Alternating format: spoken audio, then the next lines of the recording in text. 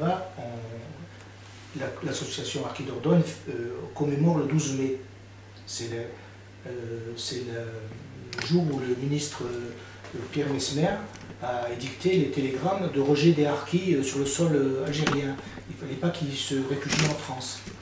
Donc nous, on fait une commémoration de cette journée qui est totalement ignorée par les pouvoirs publics. Donc ce jour-là, moi j'étais entre guillemets, c'est un bien grand maître de cérémonie, et donc j'ai demandé à tout venant qui voulait lire les lettres des ministres en question. Donc Rabat qui est ici a voulu en lire une, et ça s'est très bien passé, il lit très bien, et c'était lui le premier, je me permets de parler en ton nom, Rabat, de toute façon c'est tellement visible quand on voit la vidéo, c'était le premier à se rendre compte qu'à la fin du texte, ben, il n'arrivait plus à lire, ou presque. Il a l'émotion qui lui est venue d'une vitesse, et moi j'étais derrière lui, je disais, mais c'est pas possible, Rabat. Hein? J'avais besoin de boire de l'eau, j'avais l'impression que j'ai tout fait. J'ai tout fait, alors que j'avais tout lu, il me restait 2 lignes, 2-3 lignes, et j'étais moqué parce que il me restait que 2 ou 3 lignes, et j'avais une soif, et j'arrivais plus à lire. Tellement que c'était fort, voilà, le discours. Le télégramme, il est là.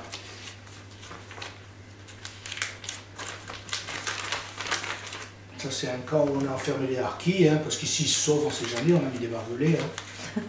On ne sait jamais, quoi. On sait jamais, quoi. Avant, il y avait les prisonniers allemands, les FLN et tout, mais nous, eux, on leur a laissé. Voilà le télégramme en question. Tu l'as jamais vu, celui-là. Ben, tu le lis, tu comprends. C'est affreux, c'est affreux.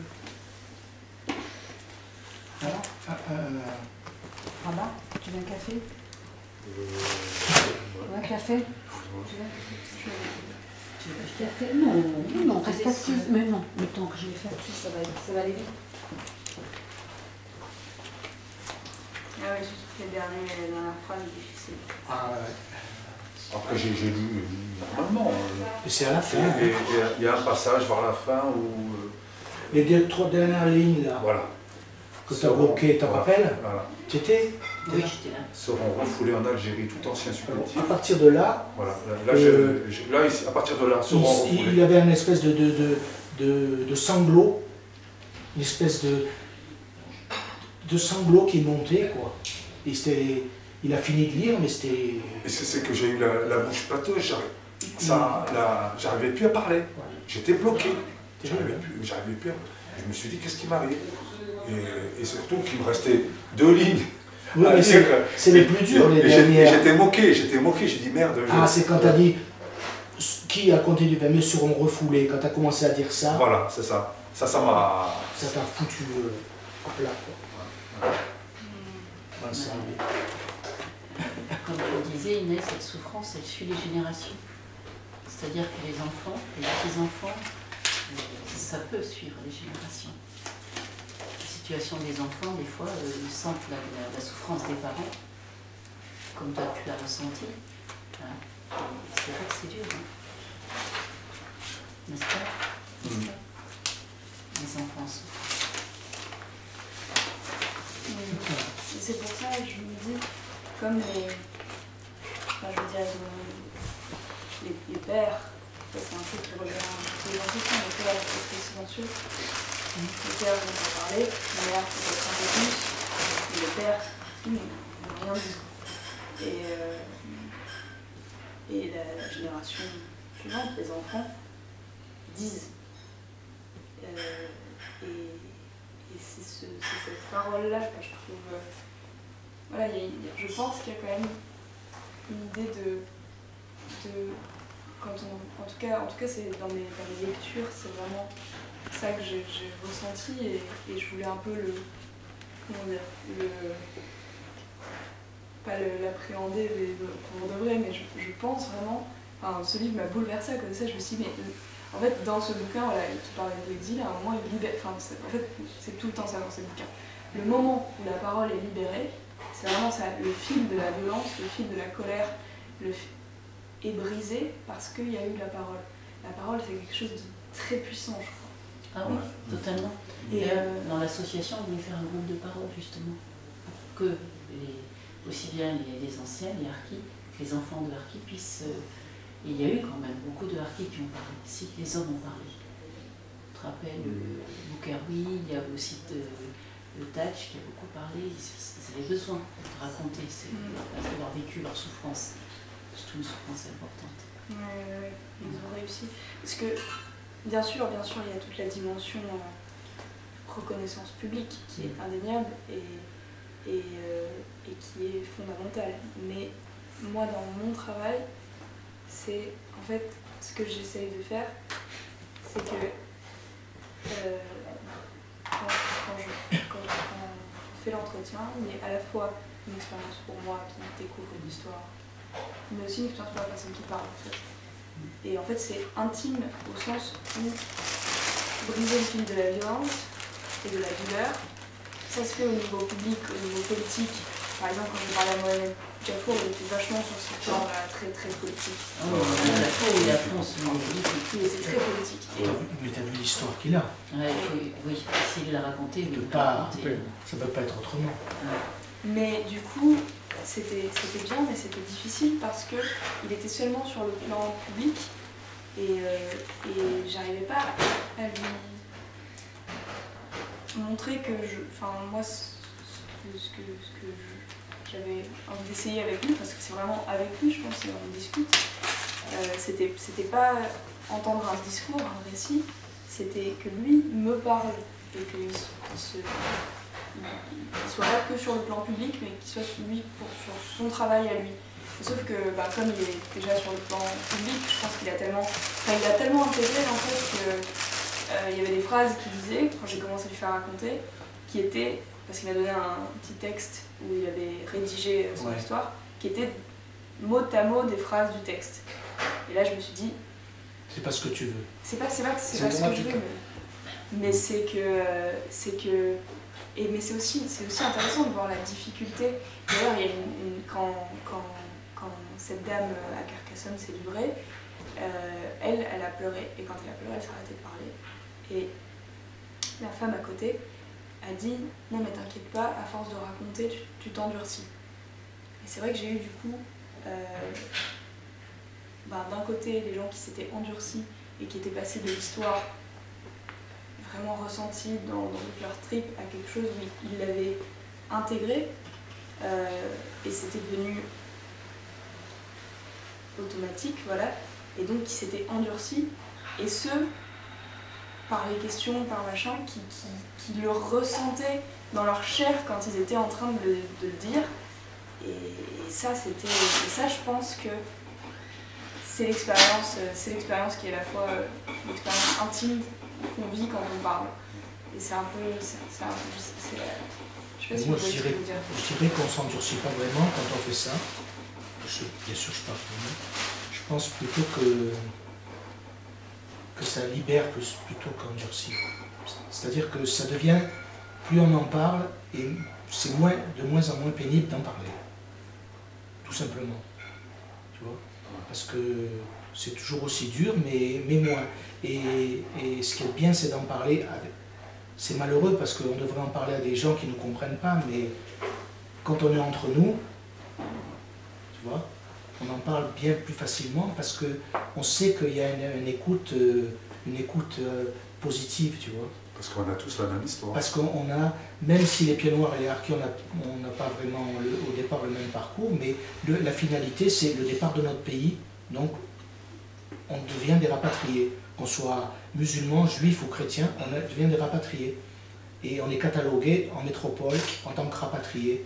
Et ça nous suit jusqu'à aujourd'hui. Donc, et d'en parler entre nous, d'être entre nous, même sans en parler, on est bien.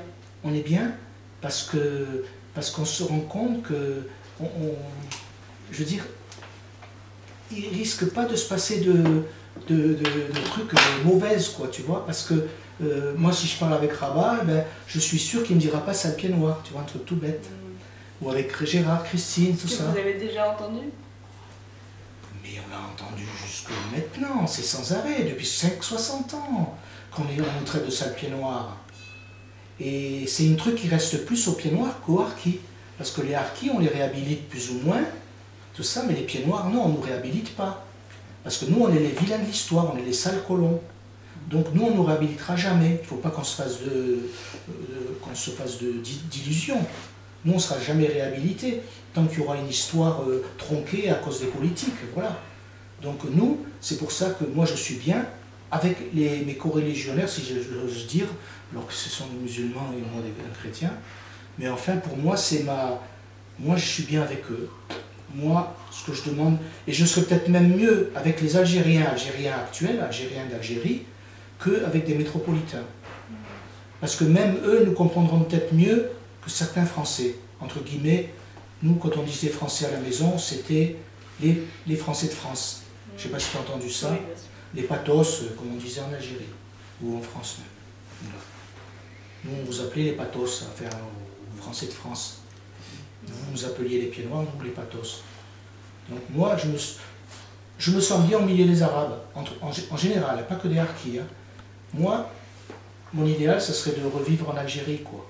Je sais que c'est totalement impossible, mais moi, c'est vivre avec les Arabes. Moi, ça me plaît. Moi, j'étais à la campagne en Algérie, j'ai vécu dans une ferme, j'ai vécu dans un petit village. Après, on était obligé de partir parce que la ferme de mon père a été détruite et tout. Bon. Mais moi c'est le contact des Arabes qui me manque. En gros, depuis que je suis parti d'Algérie, c'est ça qui me manque. Les Arabes. D'être avec eux. Alors, les harkis, il se trouve que j'ai adhéré à l'association par hasard, hein, parce que j'ai connu une femme de harkis. Et puis, mais maintenant, là, je m'y plais, je me suis bien avec eux. Et des fois, c'est tellement bien que ça devient même douloureux parce que j'ai failli quitter l'association. Ben justement, parce que c'est trop dur. Sans arrêt, tu vois, c'est violent. Et je ne suis pas le seul. Hein. Oui. Tu vois c'est difficile à expliquer, quoi, que même si ça libère de parler, mais tu t'impliques beaucoup. Moi, je me suis beaucoup impliqué dans l'association, tu vois. Et ça me fait plaisir, mais d'un autre côté, ça me prend, tu vois, au tripes, au plus profond de moi. Tu vois. C'est difficile à expliquer que je ressens le besoin d'aller vers eux, et puis des fois, je me dis non, Guy, on ne peut pas vivre dans le passé. Ouais. Mais quand on est entre nous, souvent on ne parle même pas d'Algérie. Des fois. Hein? On parle de choses et d'autres, de nos enfants, de les vacances, mais d'être entre nous, pour moi, comme je l'ai dit dans certains discours, parce que je fais quelques discours pour l'association, des prises de parole, tout ça, moi, ce que j'emploie comme phrase souvent, c'est le fait d'être en nous suffit en soi.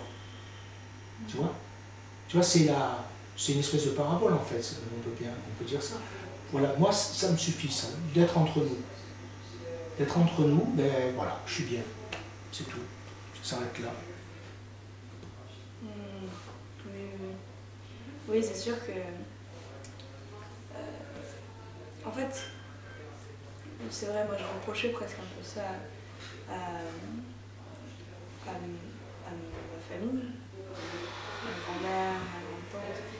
C'était que leur vie avait l'air d'être arrêtée. Ah mais écoute, j'allais te le dire, c'est exactement ça.